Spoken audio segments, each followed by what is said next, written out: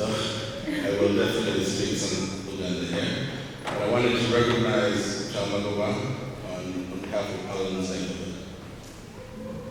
Oluganda olukama mulungi obudde bwonna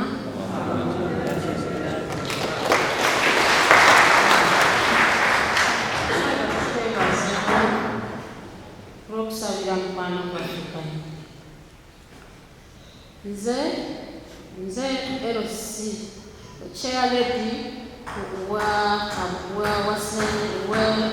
Special Road ate nga nze n'abakristu era wa Special Road wa St. Matia Mulumba mu by'omwoyo bya church. Naye neebaza nnyo Father olw'okusabira munnaffe kano. Bakanyike family basaasira nnyo olw'okufiirwa Bakanyike. Bakanyike abadde mwami mulungi Alan, abadde mwami mulungi kuffe abadde bamutegeera. Abadde ebintu byabutambuliza mu mateeka.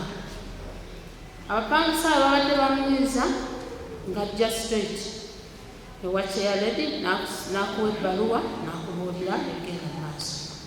N'omugamba bikwate bulungi era n'abimaliriza n'atambula. Oba tomutakudde kano takutakula naye bw'omutyokooza naye atambulira mu mateeka paka lwakola ki lwamaliriza ekintu.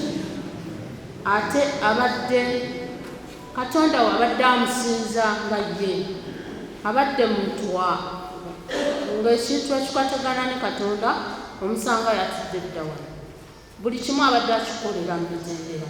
Obadde omutegeera ng'omutegeera nti muntu mulungi. Abatamutegedde bizibu byabwe naye ffe ababadde bamutegeera abadde muntu mulungi, abadde mutuuze mulungi ng'ate buli waakusanga akusaamu ekitiibwa.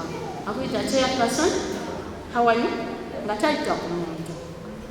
Kale bambi Mukama amuwa ekimuli eky'emirembe. Twagezezzaako omunoonya ng'ab'ekyalo n'atubula ensambya. Nate twagenza okuwulira mu nnaku 3 kyafudde. Naye tujja kumusabiranga Mukama amalirize ekitiibwa. Ebigambo byange Alan Kizito Tabasi.